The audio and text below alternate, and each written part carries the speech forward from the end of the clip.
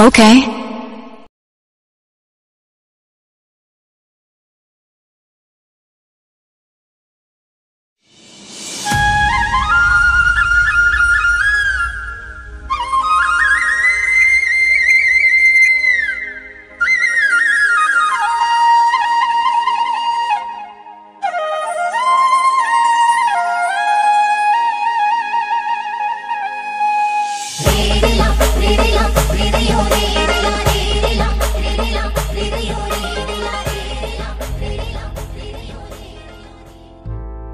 कोंडागांव जगदलपुर शहर से लगभग 70 किलोमीटर दूर कोंडागांव एक नगर पालिका है जो भारतीय राज्य छत्तीसगढ़ में कोंडागांव जिले का मुख्यालय है। यह बस्तर संभाग का तीसरा सबसे बड़ा शहर है। कोंडागांव 24 जनवरी 2012 को बस्तर जिले से अलग होकर छत्तीसगढ़ राज्य का 27वां जिला बना। यह ज्यादातर अपने घंटी धातु शिल्प और अन्य कला रूपों के लिए प्रसिद्ध है, जो बस्तर के आदिवासी के मूल निवासी हैं। क्षेत्र में उत्पादित विभिन्न प्रकार के स्वदेशी शिल्प के कारण छत्तीसगढ़ के शिल्प शहर के रूप में भी जाना जाता है। 2011 की भारत की जनगणना के अनुसार कोंडागांव की जनसंख्या 40,921 थी। पुरुष आबादी का 50% और महिलाएं 50% हैं।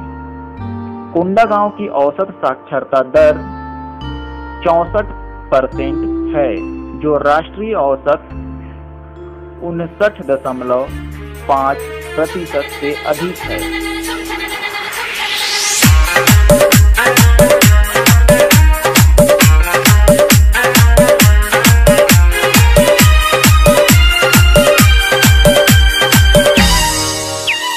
DJ Bersano Patel।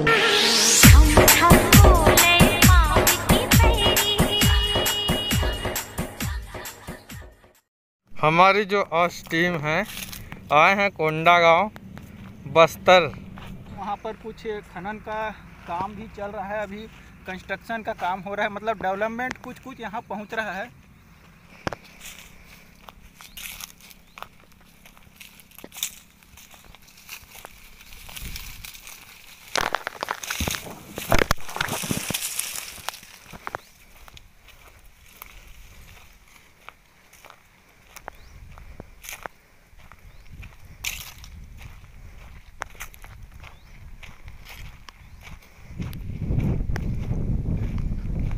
एक जानकारी के लिए बता दूं, यहाँ पर सागौन का जो पेड़ है वो बहुत तायत मात्रा में पाया जाता है, और ये जो नीलगिरी का पेड़ दिख रहे हैं यहाँ पर अधिक मात्रा में होता है। ये जो नीलगिरी है अभी छोटे छोटे हैं यहाँ पर, और जैसे जैसे हम वो जंगल की तरफ जाएंगे वहाँ पर इससे भी बड़े बड़े, और इसका जो है व्यापार बहुत ही तेज़ी से बढ़ रहा है। इसका व्यापार जो है,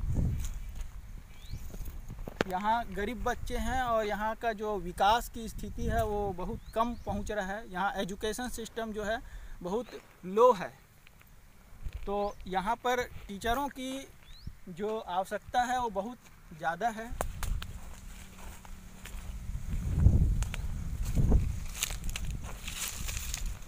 और ये जो पौधा दिख रहा है ये जैसे घाव हो गया या कट गया कहीं से, तो पॉइज़न ना हो उसके लिए इसको, ये जो पत्ता है इसको पीस के भी लगाते हैं यहाँ के लोग। तो यहाँ पर डॉक्टरी जो व्यवस्था है वो बहुत कम है, तो यहाँ ज़्यादातर आदिवासी जो है यहाँ के पेड़ पौधों से ही जड़ी बूटी निकालते हैं और उनका जो है मेडिसिन के रूप में इलाज करते हैं।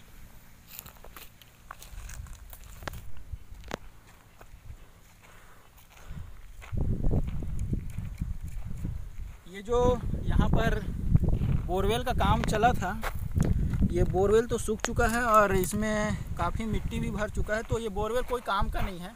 तो ज़्यादातर यहाँ डेवलपमेंट होता तो है, लेकिन उसका कोई संरक्षण नहीं होता है, जिसके कारण उसका हालत कुछ इस प्रकार से हो जाता है। तो देख सकते हैं यहाँ पर जो बोरवेल है इसके अंदर ईंट पत्थर है, तो अब यहाँ पानी निकलने की भी संभावना ना के बराबर है। तो आगे हम चलते हैं।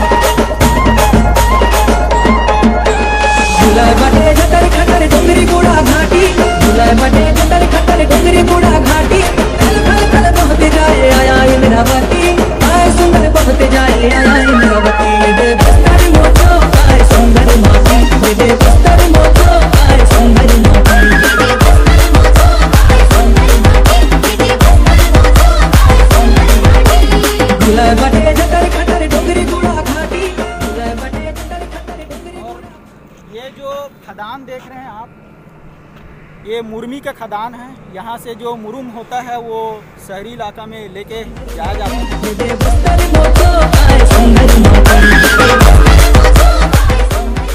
आता है, इसको बोलते हैं अपर्दन। अपर्दन की क्रिया आप पर्यावरण में पढ़े होंगे। तो जैसे यहाँ पानी भरता है इस खदान में, तो कुछ इस प्रकार से घटना हमको देखने को मिलती है। मिट्टी का अपर्दन होता है, इसीलिए बोला जाता है ज़्यादा से ज़्यादा वृक्ष लगाया जाए। तो वहाँ उधर देखते हैं पेड़ ही पेड़ दिखाई देता है, और कुछ यहाँ ऐसे इलाका भी है जहाँ पर खदान है। तो ये मुरमी खदान है, यहाँ पर पेड़ जो है उगना नामुमकिन है, लेकिन फिर भी बहुत सारे पेड़ हैं जहाँ पर मिट्टी है वहाँ पर उगा हुआ है। यहाँ कुछ इस प्रकार से घटनाएँ जो है पत्थर के आकार में दिखाई देता है। तो ये इसको बोलते हैं मिट्टी का कटाव। यहाँ कुछ पानी अभी बारिश हुआ था तो यहाँ पर पानी भरा हुआ है। यहाँ की जो मिट्टी की क्वालिटी है, ये जो मिट्टी की क्वालिटी है वो थोड़ा भुरभुरा है और पूरा मुरमी है। यहाँ मिट्टी की मात्रा बहुत कम होती है। यहाँ केवल वही पौधा उगता है जो इसके अनुकूल होते हैं।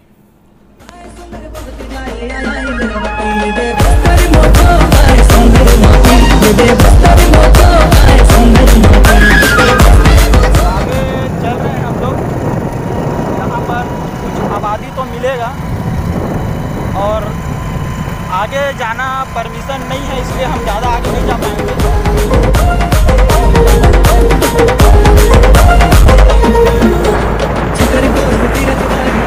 जो हम लोग आए हैं, तो जो जंगल के घोड़े हैं, छोटे घोड़े हैं, वो घोड़े जो है यहाँ पर घूमते घूमते आ गए हैं। तो जंगली इलाका है, तो यहाँ ऐसे दृश्य देखने को मिलते रहता है। कभी और अंदर जाएंगे तो हमें चीतल भी मिल जाता है और शेर भी मिलने की उम्मीद है। तो देख सकते हैं यहाँ पर दोनों जो घोड़े हैं इस प्रकार से आए दिन नज़र आ ही जाते हैं। तो हम उसके पास नहीं जा सकते क्योंकि डर है वो मार ना दे। डोंगरी गुड़ा घाटी